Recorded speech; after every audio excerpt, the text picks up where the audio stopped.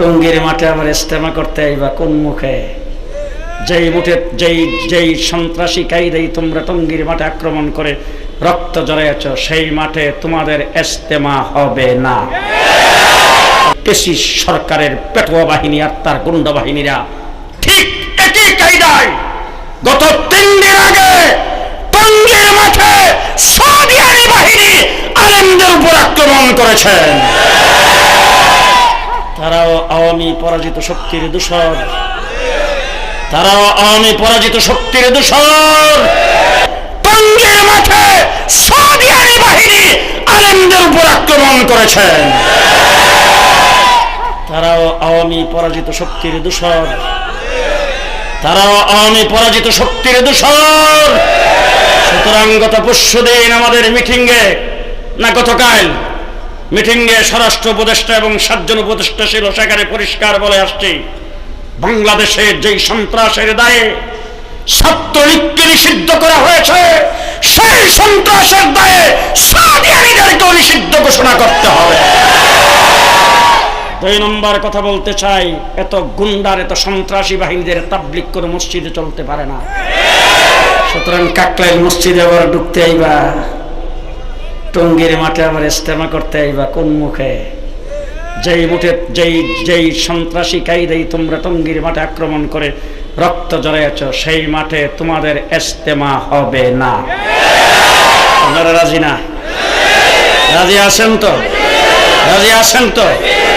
যদি ইস্তেমা করার কোনো পাই তারা করে, আর কোনো বিষয়ে আপনাদেরকে যদি ডাক দেওয়া হয়, হ্যাঁ, আল্লাহ কবুল মঞ্জুর করুক। যারা বলেন আমিন। আমরা দাবি করেছিলাম অন্তত 2 জন আলেমকে, যে কমিশন গঠন করেছেন শিক্ষা কমিশনে 2 জন আলেমকে অন্তর্ভুক্ত করা হোক, কিন্তু সেটা আজ পর্যন্ত কোনো সাড়া আমরা পাই নাই।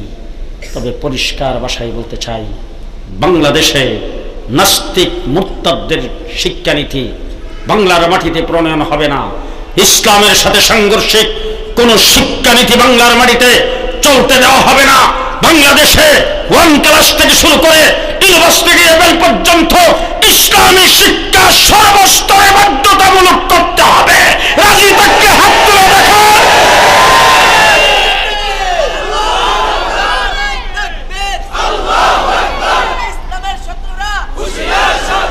শেষ কথা আপনাদের সামনে বলতে চাই, দেশটা মুসলমানের দেশ।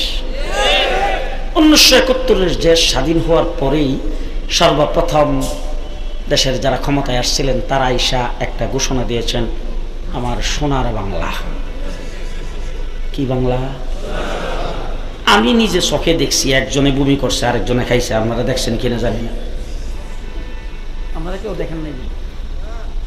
রাস্তার কিনারের কুসুর ডুগা একটাও রাখে না, কথা কয় না। কিছুদিন পরে আসলো সবুজ বাংলা। এরশাদ চাচা ক্ষমতায় এসে বলল, দুনো বাংলা শেষ, নতুন বাংলা। লেডি প্রধানমন্ত্রী ক্ষমতায় এসে ঘোষণা দিয়েছেন আধুনিক বাংলাদেশ। কিছুদিন পরে মডার্ন বাংলাদেশ। হঠাৎ করে দেশটা হয়ে গেল ডিজিটাল বাংলাদেশ। পদ্মা ব্রিজ উদ্বোধনের সময় ঘোষণা দিয়েছেন স্মার্ট বাংলাদেশ। কি বাংলাদেশ?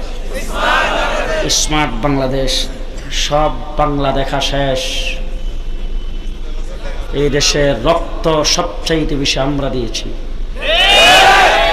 আজকে আমার বন্ধু মুফতি মিজান সাহেব এখানে আছেন, আমার ভাই মাওলানা মিজান সাহেব এখানে আছেন, মুসা সাহেব এখানে আছেন। বাংলাদেশের বিএনপি জামাত সহ বিরোধী দলগুলি নির্যাতিত হয়েছে, তাদের অনেককে ক্রস ফায়ার দেওয়া হয়েছে, অনেককে ফাঁসির কাস্টে ঝোলানো হয়েছে, অনেককে গুলি করে হত্যা করা হয়েছে। তাদের বিরুদ্ধে হাজার হাজার মামলা দিয়ে লক্ষ লক্ষ আসামি করে তাদের কাউকে বাড়িতে থাকতে দেওয়া হয় নাই। জেলখানার ভিতরে তাদেরকে অনেককে আবদ্ধ করে রাখা হয়েছে, রিমান্ডে নিয়ে তাদেরকে হাড় গুড় পিঠে ভেঙে দেওয়া হয়েছে। আমরা একটা অস্বীকার করি না, তাদের নির্যাতনের কারণে আমরা দুঃখিত। কিন্তু বুকে হাত রেখে জিজ্ঞেস করতে চাই, আপনাদের 15 বৎসরের নির্যাতন যদি এক পাল্লায় উঠান, আমার শাপলা চত্বরের এক রাত্রির সমান হবে না। এক সাগর রক্ত শাপলা চত্বরে আমরা দিয়েছি। 15 বৎসরের ইতিহাস হলো রক্ত দেওয়ার ইতিহাস। আন্দোলন সংগ্রামের ময়দানে আমরা ছিলাম। সর্বশেষ 2024-এর জুলাই আগস্টের আন্দোলনে স্কুল কলেজ ইউনিভার্সিটির ছেলেরা যখন আপনাদের এই কুড়িল বিশ্ববিদ্যালয়ের রাস্তা, যখন কুড়িল বিশ্ব রোডের রাস্তা যখন বন্ধ করে দিয়েছেন, যখন উত্তরার রাস্তাঘাট বন্ধ করে দিয়েছেন, সারা ঢাকা সহ সারা বাংলাদেশ সহ মাঠে নেমে আসছেন, আবু সাইদ সহ তাদেরকে যখন পাখির মতো গুলি করে মারা শুরু করে দিয়েছেন, আমার কওমি মাদ্রাসার কোনো ছাত্র শিক্ষকের কোটার কোনো প্রয়োজন নাই। আমরা চাকরি নেওয়ার জন্য যাই না, চাকরির আবেদন কোথাও করি না, কিন্তু স্কুল কলেজের ছাত্ররা আমাদের ভাই। তারা যখন রক্ত দেওয়া শুরু করেছে, তাদের উপর যখন নির্বিচারে গুলি চালানো শুরু হয়েছে, আমার কওমি মাদ্রাসার ছাত্র একজনও ঘরে বসে থাকে নাই, রাস্তায় নেমে 84 জন জীবন, রাস্তায় নেমে রাস্তায় জীবন আমরা দিয়েছি, রক্ত দিয়েছি।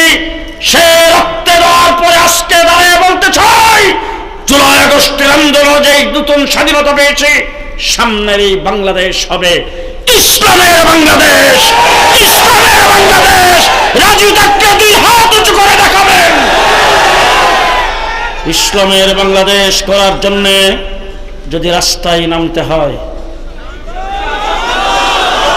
রাজি আছেন? শেষ কথাটা মনে পড়ে গেছে, বলবো। 2013 সালে শাপলা চত্বরে আমরা ছিলাম, আমাদের আমির মুহতারাম ঘোষণা করেছেন নামাজের মুসল্লার তসবিহ। মুফতি মিজানুর রহমান সব জানেন, মিটিংয়ে ছিলেন। আমির মুহতারাম ঘোষণা করছেন নামাজের মুসল্লার তসবিহ সাথে নিয়ে আসবেন। আমরা নামাজের মুসল্লার তসবিহ নিয়ে আসছি। আমাদের হাতে কিন্তু কিছুই ছিল না, তো আমরা নামাজের মুসল্লার তসবিহ নিয়ে শেষ রাত্রেবেলা সেখানে জিকিরে রত ছিলাম। কেউ সেজদায় ছিল, কেউ রুকুতে ছিল, কেউ নামাজ পড়তে ছিল, কেউ মোনাজাত ধরে আল্লাহর দরবারে চোখের পানি ফেলতে ছিল। এই শেষ রাত্রে ইলেকট্রিসিটি বন্ধ করে আমাদের উপরে হায়ানার মতো আক্রমণ করে হাজার হাজার হত্যা করেছেন। শাপলা চত্বরের রাজপথকে রক্তে রঞ্জিত করেছেন সেই পেশিস সরকারের পেটোয়া বাহিনী আর তার গুন্ডা বাহিনীরা। ঠিক একই কায়দায় গত 3 দিন আগে টঙ্গীর মাঠে সৌদি আরব বাহিনী আলেমদের উপর আক্রমণ করেছেন। তারাও আওয়ামী পরাজিত শক্তির দূষর, তারাও আওয়ামী পরাজিত শক্তির দূষর।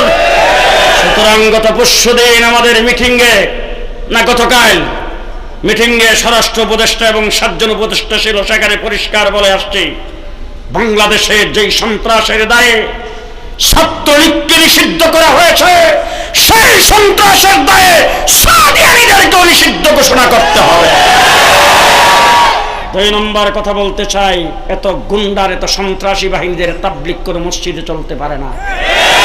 সুতরাং কাকলাইল মসজিদে আবার ঢুকতে আইবা, টঙ্গীর মাঠে আবার ইস্তেমা করতে আইবা কোন মুখে? যেই সন্ত্রাসী কায়দায় তোমরা টঙ্গীর মাঠে আক্রমণ করে রক্ত জড়াইয়াছ, সেই মাঠে তোমাদের ইস্তেমা হবে না। আপনারা রাজি না? রাজি আছেন তো? রাজি আছেন তো? যদি ইস্তেমা করার কোনো পাই তারা করে, আর কোনো বিষয়ে আপনাদেরকে যদি ডাক দেওয়া হয়, হ্যাঁ, আল্লাহ কবুল মঞ্জুর করুক। যারা বলেন আমিন। ওয়া আখিরু দাওয়ানা আলহামদুলিল্লাহি রাব্বিল আলামিন। যুবক ভাইরা যারা এই মাহফিলের ইন্তজামের সাথে জড়িত এবং যারা এই মাহফিল ইন্তজাম করেছেন, যারা কষ্ট ক্লেশ করেছেন, টাকা পয়সা দিয়ে সাহায্য করেছেন, শোনার জন্য এসে দীর্ঘ রাত্র পর্যন্ত আছেন, আপনাদের সকলকে ধন্যবাদ ও মুবারকবাদ জানাচ্ছি। হ্যাঁ, এই যে আমার মিজান ভাই দাও দিয়েছেন কত তারিখে? 16 জানুয়ারি মুফতি মিজানুর রহমান সাইদ সাহেবের মাদ্রাসার খতমে বখারি বা শরীফ মাহফিল। আপনারা সবাই যাবেন তো? আচ্ছা, এটা তো একটু দেরিতে। আমার মাদ্রাসা বেরুলিয়া সাভার, এই যে Uttara central metro rail station থেকে সোজা পশ্চিম দিকে ব্রিজটা পার হইয়া আমার মাদ্রাসার সভা 27 ডিসেম্বর।